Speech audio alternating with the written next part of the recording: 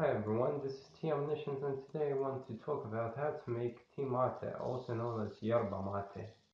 Preparing tea mate is not as standard as you might believe. First of all, you need any sort of thermal cup. I'll explain why in a second. Also, you need a bombilla. It's a straw that is made from metal. This is actually a necessity when drinking mate. Next, you need a gurn. Now, you can drink from any cup, but gurn is actually specifically designed for tea mate. It's not as easy to get it, but you can order one from eBay if you don't care about the quality, or you can go to your local tea dealer. They'll probably have it. And also you need yerba mate.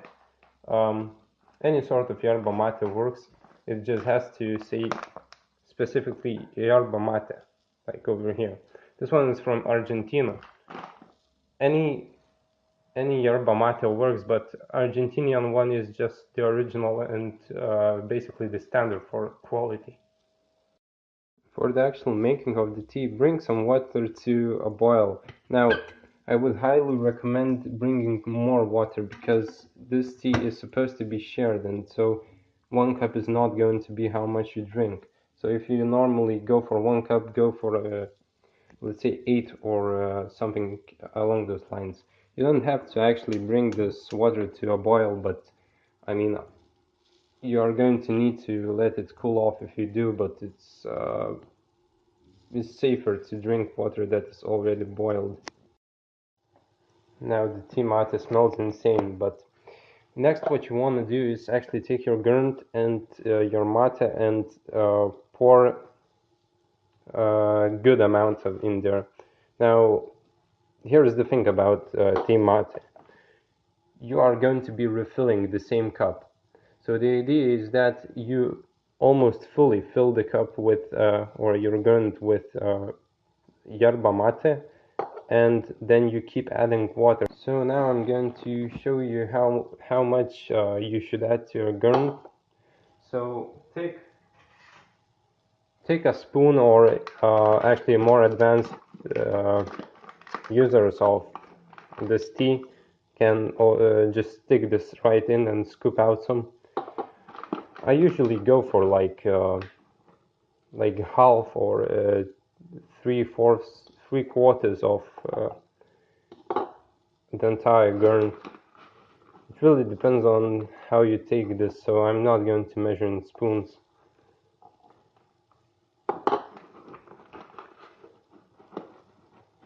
So keep adding until you've got around 3/4 or something like that.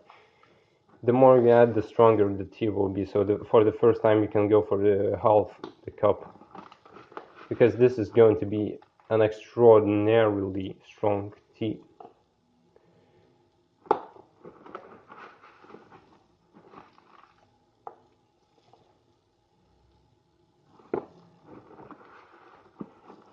Keep in mind that the tea will expand once you pour some water on it, so keep some space inside. So this is, if we can just see what's going on, yeah, this is the amount that you should have in there. Now I can stick like the front of my finger in there, but as you can see, most of the grunt is actually filled. This is a 3/4 method. Again, if you're going for this for the first time, I highly suggest only using half of the grunt. Another thing I want to point out about yerba mate is that they're usually sold in, as you can see, half a kilo packs. Don't be afraid to buy this. After one use, I've already used like I don't know, 1/8. So this is only for like 8 cups, full cups, I mean, of mate. This is not actually a huge amount, even though it looks like it. This is also not very expensive. This one costed me $3.50, I think, and it's a really good brand, and it's imported from Argentina. So this is the actual original. the local one might even cost you less. For easier insertion of the boiled water, you want to add a little bit of cold water. So now I'm running cold water, and I want to add just a little bit inside. Don't add too much, it's going to ruin the tea, but make sure it touches all, all the herbs inside.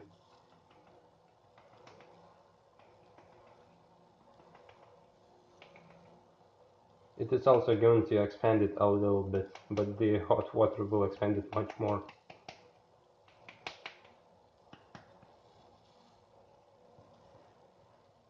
Once you've got your water boiling, you want to insert it inside of your, let me show you this, into your thermal cup. Now, don't just close it right away.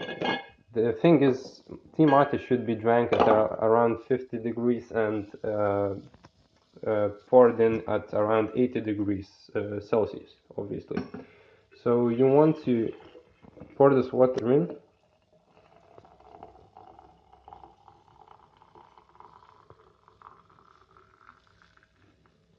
And obviously this is a huge amount, I probably shouldn't have made so much, but you want to let it stay for around 10 minutes so it goes down to around 80. That is when you're going to be using it, so then close it. Then you're going to be inserting the bombilla. Now, for the bombilla insertion, there's a little bit of procedure, so you don't want to just stick it in, because then the holes inside of the straw. This is actually a spring straw. It doesn't retract, but not all straws are the same. Some have just holes in them. So to not clog the holes, you need to, first of all, that is actually why we poured water inside. But also we want to kind of scoop it in, place it at the top. Always go for the top, and then just slightly push your tea onto it. So it's like placing a tree or something like that. As you can see, it's in. Now when you pour the boiling water onto it, you want to get it all over the yerba mate, because if you don't, water pockets are going to be created, and then the water will stick the herbs in little packets. So go for most of the water on the straw and then go all around it. Actually, let me show you this. Okay, so now we kind of already have made our tea mate, but we need to pour some water inside to get a drink going. So pouring water in is actually kind of a procedure. What you want to do is take your around 80 degrees Celsius water and just pour it all around it.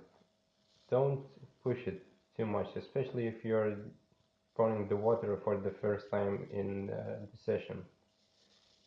Allow the water to get to size. Now, the water that you're pouring inside should be already at the drinkable levels. If it's not, you cannot actually test if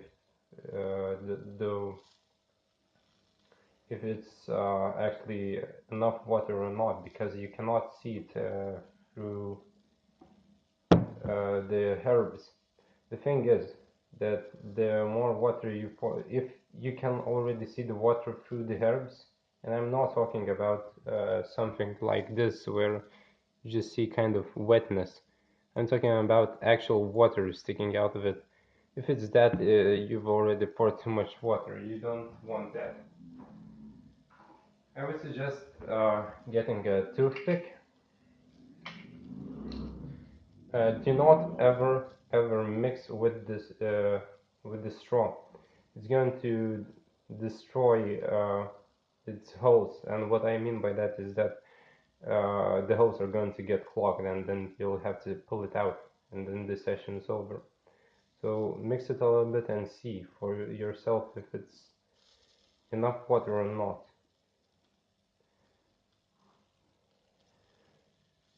The more water you add, the less caffeinated it will be. But the first circle is always going to be a very strong one.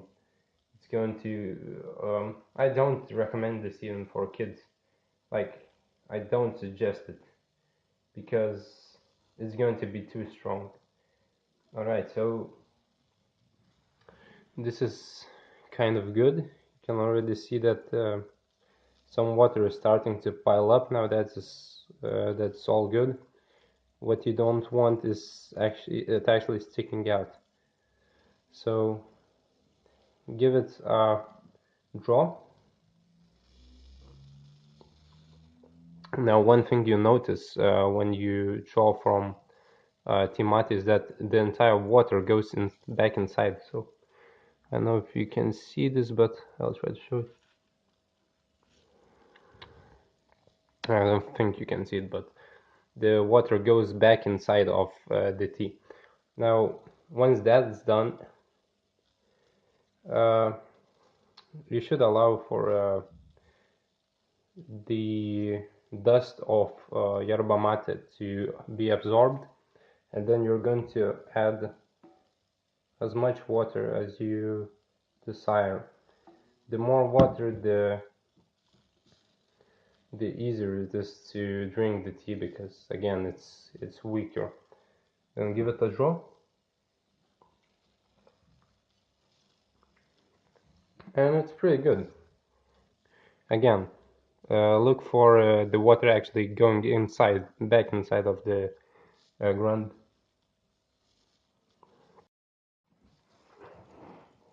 Remember that tea mate is actually best enjoyed with friends, and for yourself to drink it alone, it's just going to be too much caffeine and too much taste. So bring some friends around and enjoy it together. This has been Tea Omniscient, and bye.